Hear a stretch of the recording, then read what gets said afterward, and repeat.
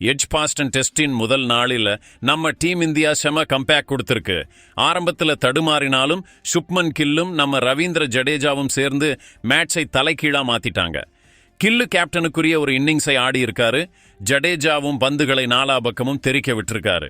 ஆமாங்க, இந்த வீடியோவில் இன்னைக்கு நடந்த ஆட்டத்தோட முழு ஹைலைட்ஸையும் விலாவரியா பார்க்கலாம். அதனால வீடியோவை கடைசி வரைக்கும் பாருங்க. ஒருவேளை நீங்க டீம் இந்தியாவின் வெறித்தனமான ஃபேன்ஸா இருந்தா வீடியோவுக்கு ஒரு லைக் போட்டு சப்போர்ட் பண்ணுங்க. இந்த வீடியோவோட லைக் டார்கெட் 1000 லைக்ஸ். நம்ம நியூஸ் கிரிக்கெட் சேனல் சொல்றபடி டாஸ் போட்டப்ப இங்கிலாந்து கேப்டன் பென் ஸ்டோக்ஸ் வழக்கம் போல வேகப்பந்து வீச்சாளர்கள் மேல நம்பிக்கை வச்சு ஃபீல்டிங்கை தேர்வு செஞ்சாரு. இந்த முடிவு கொஞ்சம் ஆச்சரியமாவே இருந்துச்சு. ஏன்னா லீட்ஸ்ல நம்ம இந்தியா நல்லா விளையாடி இருந்துச்சு. ஆனா எட்ஜ்பாஸ்டன் பிட்சின் புற்களை பார்த்து ஆரம்பத்திலேயே விக்கெட்டுகளை அள்ளிடலாம்னு இங்கிலாந்து நினைச்சிருக்கணும். நம்ம இந்தியா பிளேயிங் 11ல 3 மாற்றங்களை செஞ்சுச்சு. ஷாய் சுதர்சன், ஷர்துல் தாக்கூர், ஜஸ்பிரித் பும்ரா ஆகியோர் உட்கார வச்சுட்டு இளம் வீரர் நிதிஷ் ரெட்டி, ஆல்ரவுண்டர் வாஷிங்டன் சுந்தர், வேகப்பந்து வீச்சாளர் ஆகாஷ் தீப் ஆகியோரை உள்ள கொண்டு வந்தாங்க. அதுக்கப்புறம் நம்ம KL ராகுலும் யசஸ்வி ஜெய்ஸ்வாலும் களத்துக்கு வந்தாங்க. 2 பேர் மேலேயும் பெரிய எதிர்பார்ப்பு இருந்துச்சு.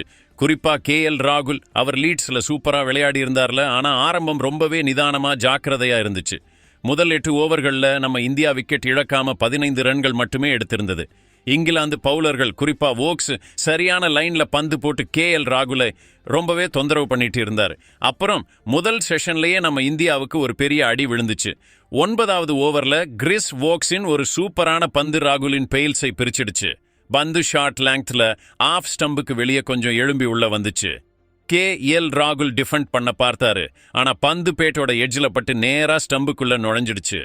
ஒரு சின்ன டெக்னிக்கல் தப்பு, ராகுல் அவுட். ராகுல் 26 பந்துகள்ல வெறும் 2 ரன்கள் மட்டும் எடுத்து வெளியே போனாரு. இது நம்ம இந்தியாவுக்கு ஒரு பெரிய அடி. ஏன்னா அவங்க ஒரு நல்ல தொடக்கத்தை எதிர்பார்த்துட்டு இருந்தாங்க. அதுக்கப்புறம் 3வது இடத்துல கருண் நாயர் உள்ள வந்தாரு. இன்னைக்கு அவருக்கு தன்னை நிரூபிக்க ஒரு பொன்னான வாய்ப்பு கிடைச்சது. ஆரம்பத்துல கொஞ்சம் தடுமாறினாரு. ஆனா மெதுவா ஆட்டத்தை உள்வாங்கிக்க ஆரம்பிச்சாரு. இன்னொரு பக்கம் யசஸ்வி ஜெய்ஸ்வால், அவர் எப்பவும் கொஞ்சம் டைம் எடுத்துக்குவாரு. ஆனா ஒரு முறை செட் ஆயிட்டா பவுலர்களை பிச்சு உதறிடுவாரு. கிறிஸ் வோக்ஸ், பிரைடன் கார்ஸ் 2 பேரும் தொடர்ந்து அழுத்தம் கொடுக்க பார்த்தாங்க. ஆனா ஜெய்ஸ்வாலும் நாயரும் அவங்க கேர்களை மாத்திக்கிட்டாங்க.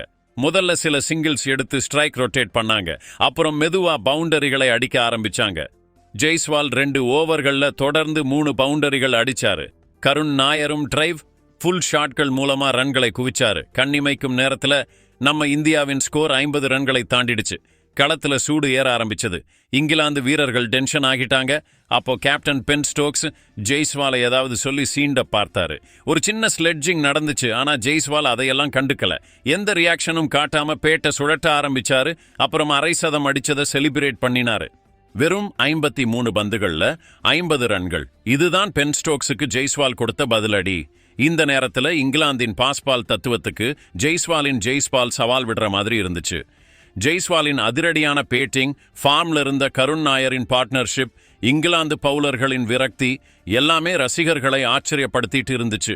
நம்ம இந்தியா லஞ்ச் வரைக்கும் விக்கெட் இழக்காம போயிடும்னு நினைச்சப்ப பிரைடன் கார்ஸ் கருண் நாயருக்கு ஒரு பந்து போட்டாரு. அதை ஒரு கிளாசிக் டெஸ்ட் பந்துன்னு சொல்லலாம். வேகமா வந்த ஷார்ட் பால் கருண் நாயரின் நெஞ்சுகிட்ட எழும்பி வந்துச்சு. நாயர் வெறும் தன்னோட முகத்தை காப்பாத்திக்க பேட்டை மேல தூக்கினாரு. பந்து பேட்டியின் எட்ஜில் பட்டு நேரா செகண்ட் ஸ்லிப்ல இருந்த ஹாரி ப்ரூக்ஸ் கைக்கு போயிடுச்சு. இந்த கேட்ச் ஈஸியா இருந்துச்சு. ப்ரூக்ஸ் எந்த தப்பும் பண்ணல. கருண் நாயர் 50 பந்துகள்ல 31 ரன்கள் எடுத்து நல்ல தொடக்கத்தை பெரிய இன்னிங்ஸா மாத்த தவறிட்டாரு. இந்த விக்கெட் லஞ்சுக்கு முன்னாடி இங்கிலாந்துக்கு மனசுக்கு தெம்பு கொடுத்தது. நாயர் அவுட் ஆனதும் சுப்மன் கில் பேட்டிங் வர, இன்னொரு பக்கம் ஜெய்ஸ்வால் இன்னும் களத்துல நின்னுட்டு இருந்தாரு. லஞ்ச் பிரேக் வரைக்கும் இந்தியா 2 விக்கெட் இழப்புக்கு 98 ரன்கள் எடுத்திருந்தது. ஜெய்ஸ்வால் 62 ரன்கள் அடிச்சு நாட் அவுட்டா இருந்தாரு. கில் ஒரு ரன்னோட களத்தில் இருந்தாரு. இப்ப 2வது செஷன் ஆரம்பிச்சது. ஜெய்ஸ்வால் செஞ்சுரி அடிப்பார்னும் கில்லும் ரொம்ப நாள் கழிச்சு ஒரு பெரிய இன்னிங்ஸ் ஆடுவார்னும் பெரிய எதிர்பார்ப்பு இருந்துச்சு. வானிலை பேட்டிங்க்கு ரொம்ப நல்லா இருந்துச்சு. சூரியன் பிரகாசமா இருந்துச்சு. பிட்சின் ஈரம் எல்லாம் காஞ்சிருந்துச்சு. பவுலர்களுக்கு இப்போ பெரிய மூவ்மெண்ட் கிடைக்கல. அதனால பேட்ஸ்மேன்கள் மெதுவா அவங்க கட்டுப்பாட்டுக்குள்ள கொண்டு வர ஆரம்பிச்சாங்க. ஜெய்ஸ்வால் எங்க விட்டாரோ அங்க இருந்தே தொடங்கினாரு. அவரோட ஒவ்வொரு ஷாட்லையும் நம்பிக்கை தெரிஞ்சது. டிரைவ் பண்ணாரு, கட் அடிச்சாரு. வேகப்பந்து வீச்சாளர்களுக்கு எந்த பயமும் இல்லாம ஆடினாரு. இங்கிலாந்து பவுலர்களுக்கு பதில் இல்ல. பென் ஸ்டோக்ஸ் மறுபடியும் கிறிஸ் வோக்ஸ், பிரைடன் கார்ஸ் 2 பேரையும் கொண்டு வந்தாரு. ஆனா ஜெய்ஸ்வால் இப்ப செட் ஆயிட்டாரு. அவரோட பேட்டிங்ல ஒரு அனுபவமிக்க பேட்ஸ்மேன் கிட்ட இருக்கிற ரீதம் தெரிஞ்சது. டைமிங் செம, ஃபுட்வொர்க் சூப்பர். எல்லாத்துக்கும் மேல அவர் பந்துகளை ரொம்ப நல்லா படிக்கிறாரு. கில்லும் இப்ப ஃபார்முக்கு வர ஆரம்பிச்சிட்டாரு. அவர் முதல்ல சில டாட் பால்ஸ் விளையாடினாலும் அப்புறம் ஆஃப் சைட்ல 2 சூப்பரான கவர் டிரைவ்ஸ் என்று ஒரு பேக் ஃபுட் பன்ஸ் மூலமா இன்னைக்கு அவரும் ஏதாவது பெரியதா பண்ண போறாருன்னு காட்டினாரு. மெதுவா நம்ம இந்தியாவின் ஸ்கோர் 150 ரன்களை தாண்டியது. ரசிகர்கள் நடுவுல உற்சாகம் பொங்குச்சு. வர்ணனை பெட்டியில் பாராட்டுக்கள் கொட்டிச்சு. எல்லோரும் இன்னும் சில ஓவர்கள்ல ஜெய்ஸ்வாலின் சதம் முடிஞ்சிடும்னு நினைச்சாங்க. கில்லுக்கும் ஜெய்ஸ்வாலுக்கும் இடையில 50 ரன் பார்ட்னர்ஷிப்பும் முடிஞ்சிருந்தது. இந்த பார்ட்னர்ஷிப்பு வெறும் ஸ்கோர் போர்டுக்கு மட்டும் முக்கியம் இல்ல, நம்பிக்கையும் மன உறுதியையும் கொடுக்கவும் அவசியம். ஆனா கிரிக்கெட்ல எல்லாமே நல்லா இருக்குன்னு நினைக்கும் போது திடீர்னு ஒரு திருப்பு முனை வரும். அதுதான் விளையாட்டோட திசையவே மாத்திடும். 161 ரன்கள் எடுத்து விளையாடிட்டு இருந்த நம்ம டீம் இந்தியாவுக்கு யாரும் எதிர்பார்க்காத ஒரு அடி விழுந்துச்சு. கேப்டன் பென் ஸ்டோக்ஸ் தானே பந்து வீச வந்தாரு. பொதுவா ஸ்டோக்ஸ் டீமுக்கு திடீர்னு ஒரு அதிசயம் தேவைப்படும் போதுதான் பந்து வீசுவாரு. அதே அதிசயத்தை இன்னைக்கு நிகழ்த்தி காட்டினாரு. ஸ்டோக்ஸ் ஒரு ஷார்ட் அண்ட் ஒயிட் பால் போட்டாரு. அதை எந்த பேட்ஸ்மேனும் கட்டடிக்கத்தான் பார்ப்பாங்க. ஜெய்ஸ்வாலும் அதே பண்ணாரு. கட் அடிக்க போனாரு. ஆனா பந்து பேட்டோட கீழெட்ஜ்ல பட்டு நேரா விக்கெட் கீப்பர் ஜேமி ஸ்மித்தின் கிளவுஸ்ல போய் மாட்டிக்கிச்சு. எல்லாம் ரொம்ப வேகமா நடந்துச்சு. ஜெய்ஸ்வால் அதிர்ச்சியில உறைஞ்சு போனாரு. கொஞ்ச நேரம் கிரீஸ்லயே நின்னுட்டு இருந்தாரு. அவுட் ஆயிட்டோமான்னு நம்ப முடியாத மாதிரி. அப்புறம் மெதுவா தலைய குனிஞ்சபடி திரும்பி போனாரு. 107 பந்துகளில் 13 பவுண்டரிகள் அடிச்சு 77 ரன்கள் சேர்த்திருந்தாரு. இந்த இன்னிங்ஸ் சூப்பரா இருந்துச்சு. ஜெய்ஸ்வால் இங்கிலாந்தின் பந்து வீச்சை எதிர்கொண்ட விதம் பாராட்டுக்குரியது. ஆனா ஒரு கவனக்குறைவு, ஒரு சின்ன தவறு அவரோட சதம் முழுமையடையாம போயிடுச்சு. ஸ்டோக்ஸ் அவரோட டீம்மேட்ஸ் கூட கொண்டாட்டத்துல மூழ்கினாரு. அவரோட முகத்துல பெரிய விக்கெட் எடுத்த சந்தோஷம் தெளிவா தெரிஞ்சது. ஜெய்ஸ்வால் அவுட் ஆனதும் ரிஷப் பந்த் களத்துக்கு வந்தாரு. அவர் உள்ள வந்ததும் ரசிகர்களின் ஆர்வம் மறுபடியும் அதிகரிச்சது. ஏன்னா பந்தோட ஆட்டம் எப்பவுமே ரொம்ப அதிரடியா இருக்கும், இல்லைன்னா ரொம்ப ரிஸ்கியா இருக்கும். ஆனா இன்னைக்கு ஏதோ ஒரு வித்தியாசம். இன்னைக்கு பந்த் அமைதியா நிதானமா இருந்தாரு. ஆரம்பத்துல ஒரு ரிஸ்கியான ஷாட் கூட ஆடல. 22 பந்துகள் வரைக்கும் பந்த் வெறும் ஸ்ட்ரைக் ரொட்டேட் பண்ணினாரு. ஆனா திடீர்னு இங்கிலாந்தின் ஸ்பின்னர் ஷோயப் பஷீரை டார்கெட் பண்ணினாரு. பஷீர் ஒரு பந்தை லெக் ஸ்டம்ப்ல போட்டாரு. பந்த் அதை அழகா ஃபிளிக் பண்ணி மிட் விக்கெட் பவுண்டரிக்கு மேல அனுப்பிட்டாரு. ஒரு சூப்பர் 6. இது பந்தும் இப்ப தயாராயிட்டாருங்கிறதுக்கான ஒரு சிக்னல். இன்னொரு பக்கம் கில் இப்ப முழுசா செட் ஆகிட்டாரு. அவர் டிரைவ் ஃபுல் ஸ்கொயர் கட் மாதிரி கிளாசிக்கல் ஷாட்ஸ் அடிச்சாரு. அது இன்னைக்கு கில்லும் ஒரு பெரிய இன்னிங்ஸ் ஆடுற மூடில் இருக்காருன்னு காட்டுச்சு. அவர் வேகமா ஆடல, ஆனா ஒவ்வொரு பந்தையும் புரிஞ்சு சரியான டைமிங்ல அடிச்சாரு. அவரோட 42 ரன்கள் இன்னிங்ஸ் ஒரு அஸ்திவாரம் மாதிரி இருந்துச்சு. அது மேல ஒரு பலமான கட்டிடத்தை கட்டலாம். பந்துக்கும் கில்லுக்கும் இடையில நல்ல புரிதலும் இருந்துச்சு. ஒருத்தர் ஓடுனா இன்னொருத்தர் அவரோட அழைப்புக்கு உடனே ஓடி வந்தாரு. 2 பேட்ஸ்மேன்களின் எனர்ஜியும் ஃபுட்வொர்க்கும் இங்கிலாந்துக்கு இந்த 2 பேரையும் அவுட் பண்ண ஏதாவது ஸ்பெஷலா பண்ணணும்னு காட்டுச்சு. டீ பிரேக் அறிவிச்சப்ப நம்ம இந்தியாவின் ஸ்கோர் 3 விக்கெட் இழப்புக்கு 182 ரன்கள். ஜெய்ஸ்வால் விக்கெட் விழுந்தாலும் கில் 42 ரன்கள் அடிச்சு நாட் அவுட்டா இருந்தாரு. பந்த் 14 ரன்களோட நிலையா நின்னுட்டு இருந்தாரு. ட்ரெஸ்ஸிங் ரூம் நோக்கி போகும்போது 2 வீரர்களின் முகத்திலையும் நம்பிக்கை தெரிஞ்சது.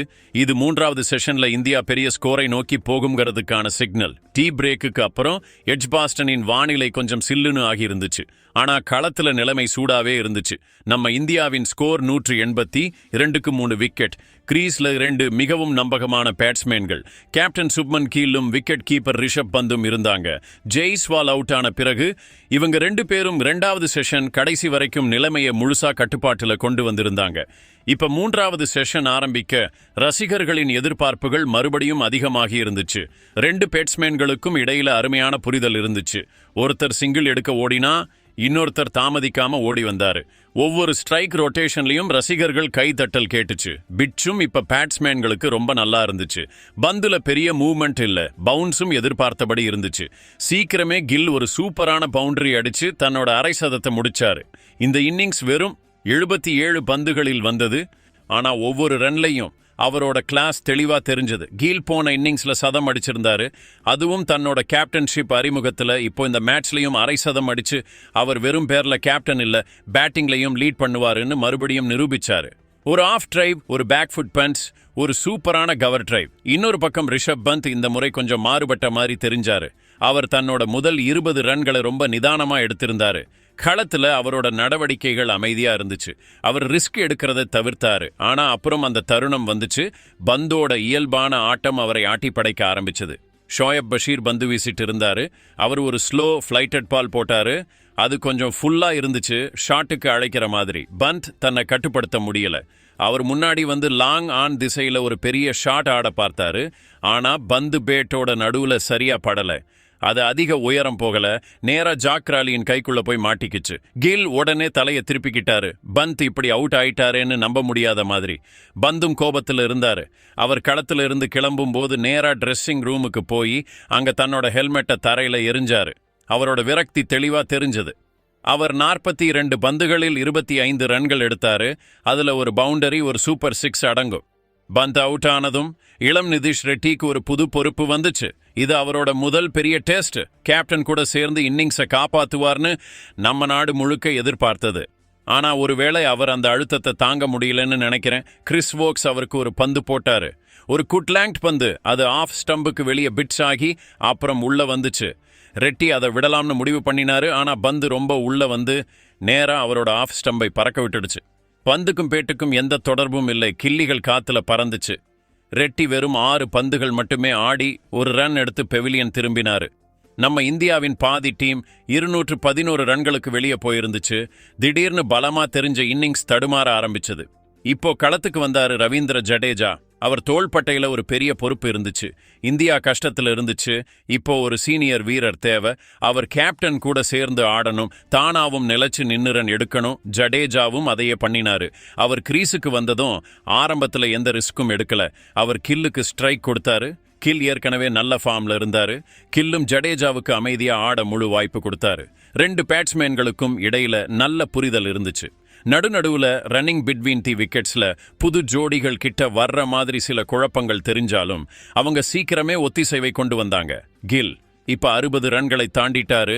அவர் இங்கிலாந்து பவுலர்களை டயட் பண்ண ஆரம்பிச்சிருந்தாரு. ஒவ்வொரு ஓவர்லையும் ஒரு பவுண்டரி அடிச்சாரு. ஸ்ட்ரைக் ரொட்டேட் பண்ணி இங்கிலாந்தின் பிளானை கெடுத்தாரு. இன்னொரு பக்கம் ஜடேஜாவும் மெதுவா நிலைச்சு நின்னுட்டு இருந்தாரு. இந்த செஷன்ல பெரிய விஷயம் என்னன்னா, கில்லின் கேப்டன்ஷிப் பேட்டிங். ஒரு விக்கெட் விழுந்ததும் கேப்டன் பெரும்பாலும் தானே அழுத்தத்துக்கு ஆளாயிடுவாரு. ஆனா கில்லின் நிதானம் சூப்பரா இருந்துச்சு. அவர் தன்னைத்தானே நிலப்படுத்தி வச்சுக்கிட்டது மட்டும் இல்லாம இன்னொரு முனையில இருந்த புது பேட்ஸ்மேனுக்கும் சப்போர்ட் பண்ணினாரு. அவர் அடிக்கடி நான் ஸ்ட்ரைக்கர் எண்டுக்கு போய் ஜடேஜா கூட பேசினாரு, அவரை அமைதிப்படுத்தினாரு. இப்போ நாம நிலைச்சு நின்னு ஆடணும்னு சொன்னாரு. கில்லின் பாடி லாங்குவேஜ் ஒரு அனுபவம் மிக்க கேப்டன் மாதிரி இருந்துச்சு. ஜடேஜாவும் நேரம் போக போக ஃபார்முக்கு வந்தாரு. அவரோட சிறப்பு என்னன்னா, அவர் விக்கெட்ல நிலைச்சு நின்னு மெதுவா பவுலர்களின் டயர்னஸை பயன்படுத்தி ரன்களை சேர்ப்பதுதான். இன்னைக்கும் அவர் அதையே பண்ணினாரு. ஸ்கோர் 250 ரன்களை தாண்டினதும் 2 பேருக்கும் இடையில 50 ரன் பார்ட்னர்ஷிப் முடிஞ்சதும் இங்கிலாந்து வீரர்களின் பாடி லாங்குவேஜ் விக்கெட் எடுக்கிறது இனி ஈஸி இல்லைன்னு தெளிவா காட்டுச்சு. அதுக்கப்புறம் ஒவ்வொரு இந்திய ஃபேன்ஸும் ஆவலா எதிர்பார்த்த தருணம் வந்துச்சு. சுப்மன் கில் 90 ரன்களை தாண்டிட்டாரு. ரசிகர்களின் இதய துடிப்பு வேகமா இருந்துச்சு. ட்ரெஸ்ஸிங் ரூமின் கண்கள் ஸ்கோர் போர்டில் நிலைத்திருந்துச்சு. இங்கிலாந்து பவுலர்கள் ஒவ்வொரு பந்தையும் ஒரு கடைசி முயற்சி மாதிரி போட்டுட்டு இருந்தாங்க. ஆனா கில் இன்னைக்கு வேற ஒரு மூடில் இருந்தாரு. அவர் ஜோ ரூட்டின் தொடர்ச்சியான 2 பந்துகளில 2 சூப்பரான பவுண்டரிகள் அடிச்சு முழு ஸ்டைலோட தன்னோட சதத்தை முடிச்சாரு. 199 பந்துகளில் 12 பவுண்டரிகள் அடிச்சு வந்த இந்த சதம் வெறும் ஒரு தனிப்பட்ட சாதனை மட்டுமல்ல, ஒரு கேப்டனின் பொறுப்புக்கு ஒரு சிறந்த உதாரணம். கில்லின் இது கேப்டனாக தொடர்ந்து 2வது சதம். இதுவும் எளிதான சூழ்நிலையில் இல்ல, கஷ்டமான பிட்ச்ல அழுத்தமான நேரத்துல வந்திருக்கு. கில் இன்னைக்கு இப்படி ஒரு இன்னிங்ஸ் ஆடலன்னா இந்தியா ஒருவேளை 250 ரன்களுக்குள்ளேயே ஆல் அவுட் ஆகியிருக்கலாம். ஆனா அவரோட புத்திசாலித்தனம், ஷாட் தேர்வு, பொறுமை இந்தியாவுக்கு பலத்தை கொடுத்தது. ஜடேஜா இன்னொரு முனையில அவருக்கு முழு ஆதரவு கொடுத்தாரு. அவரும் இப்ப 40 ரன்களை தாண்டிட்டாரு. அவரோட ஸ்டைல், அவரும் ஒரு பெரிய இன்னிங்ஸ் ஆடுற மூடியில் இருக்காருன்னு காட்டுது. 2 பேருக்கும் இடையில இதுவரைக்கும் 99 ரன்கள் உடையாத பார்ட்னர்ஷிப் இருந்துச்சு. அது நாளைக்கு இந்தியாவுக்கு ரொம்பவே முக்கியமானதா இருக்கலாம். முதல் நாள் ஆட்டத்தின் முடிவில் நம்ம இந்தியாவின் ஸ்கோர் அந்த விக்கெட் இழப்புக்கு 310 ரன்கள். சுப்மன் கில் 114 ரன்கள் அடிச்சு நாட் அவுட்டா இருக்காரு. ரவீந்திர ஜடேஜா 41 ரன்கள் எடுத்து அவருக்கு துணையா இருக்காரு. இந்த 2 பேட்ஸ்மேன்களும் நிலைச்சு நின்று ஆடின விதத்தை பார்த்தா இந்தியா நாளைக்கு இன்னும் வலுவான நிலைமைக்கு வரலாம்னு எதிர்பார்க்கலாம். நாளைக்கு முதல் செஷன் ரொம்பவே முக்கியமா இருக்க போகுது.